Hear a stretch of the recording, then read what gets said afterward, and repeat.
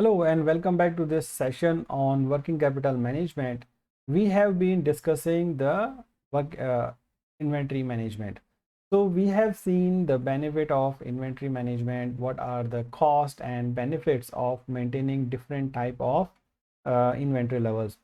In this section, we are now in this module, we are going to talk about what is the economic order quantity for inventory. What is the optimum level of inventory or an optimum level of order that you need to make, keeping in mind the storage and the demand, the cost of acquiring the inventory into mind. So that is called EOQ model, economic order quantity. You must have learned this in the economics or in the in your school time. So we're going to learn it again one more time. So economic order model is an inventory cost minimization model. What it helps is it helps to understand the total demand of your inventory requirements, break it down into your storage, keeping in mind the storage cost and the ordering cost in mind, and then it derives to understand what should be the reorder level of the company, what should be the order level of inventory, keeping in mind how many times you have to order and what is the average time of delivery, right? So the objective is to find the order size that minimize the total of carrying cost and the ordering cost together by understanding the demand. So the different cost associated with the inventory, as we have learned, is carrying cost, annual cost of inventory holding, and ordering cost. And the bulk discounts are not considered in this because bulk discounts are different. Normally it will outweigh the benefit of EOQ. If let's say you are getting, so you have to evaluate it separately. If you order through the EOQ model, how much would be your carrying cost? And if you order a bulk amount, what would be your carrying cost? Will the extra cost be enough to will the discounts are enough to outweigh the additional cost of carrying and additional cost of storage or not? If yes, you can go for bulk discount. Otherwise you can stay with your EOQ model. So if first, before you avail the bulk discount policies, which is normally allowed or normally promoted by the companies or by your suppliers, you have to understand really, do you want to take this or you don't want to take this? And the varying price based on the economy also we are not considering here because it's the same, similar to bulk discount. Now the inventory is on hand is for a steadily used item. So normally you have in the beginning you will have an order, and then by the over a period of time you will deplete the stock. So as you can see here, it depletes and then you order again before it finish, right? Before it finish you order again, so you get more inventory and then you use it again. So this is the how the inventory amount is normally the half of it, so that you can get some item before the previous one is finished out, running out. So you manage it so that wherever it's reached here, you will order again because that's your minimum inventory. And then by the time you get this material, you will be able to deplete the stock and then you again manage it with the new stock. So that's how you identify the inventory to use it. So the formula for calculating the economic order quantity is this. So there are certain variables: cost, annual carrying cost, annual fixed cost per order, annual demand, and the order quantity. So that is Q. That is what we have to identify. So the carrying cost is cost per unit into the average units. That's how the carrying cost is calculated. Then you have ordering cost per order divided by orders per year, number of orders in a year.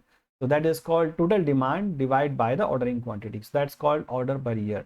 So that's why you will see F fixed cost into D divided by Q. So which is D divided by Q, annual demand divided by orders. So total cost will be carrying cost plus order cost, which means the total cost will be C Q divided by 2 plus F D divided by Q. So what you will do is you need to solve it for Q.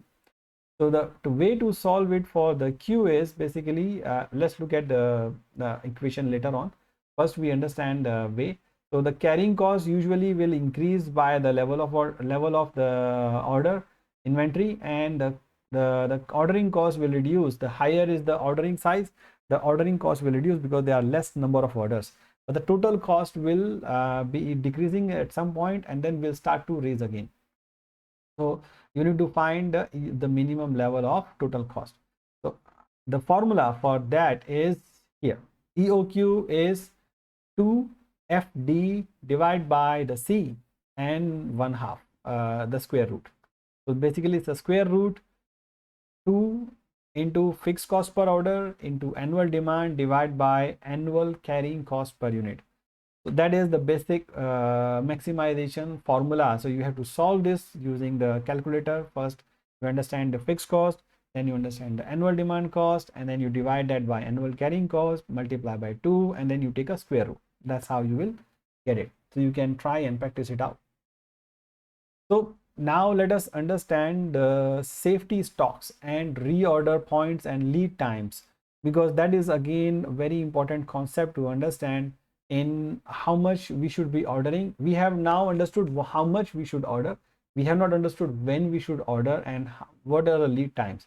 So the safety stock is an additional inventory that we normally carry all the times, no matter what, and we use it only when we are running out of our normal inventory. So that is called safety stock. So that is a minimum time that you have to have from one order to another order. So that will depend on the lead time. So you have to have that much of order in your hands at all the times. That is called minimum level as well. And then you have quantity on hand will diminish until the reorder point is reached, and the ordering lead time in advance notice for the order to arrive. So the pattern usually works in this way. So that was we have already learned in the previous section. Quantity on hand works in this way, and then you have a safety stock before the amount is become zero. So reorder point is somewhere here. You normally maintain a safety stock of half average quantity on hand, and then half of the quantity plus the safety stock, and then you are normally getting, this is the expected usage. So you can actually use it for some time. By the time this order is finished, you will reorder at this level, so that this is your ordering lead time.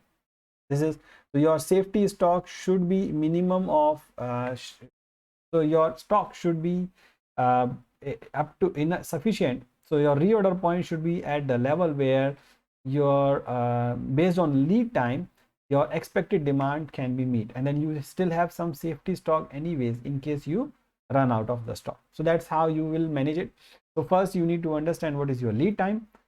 Within that lead time, what is your average consumption per day, so that you can keep that stock in mind and before you reorder, so that by the time your order levels drop to the level of reorder, which is calculated by lead time into minimum into average consumption, by the time you will order, and then the new order will come, you will have some safety stock in your hands anyways, so that you, in case of there are delays in the lead time, you can use them when you are out of products.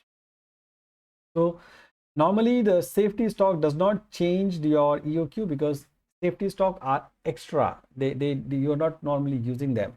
And then there is a cost trade-off. Extra inventory increase the carrying cost but avoid losses. So you have to see how many days of sales you're going to lose if you run out of product, and what is it enough to cover the additional carrying cost.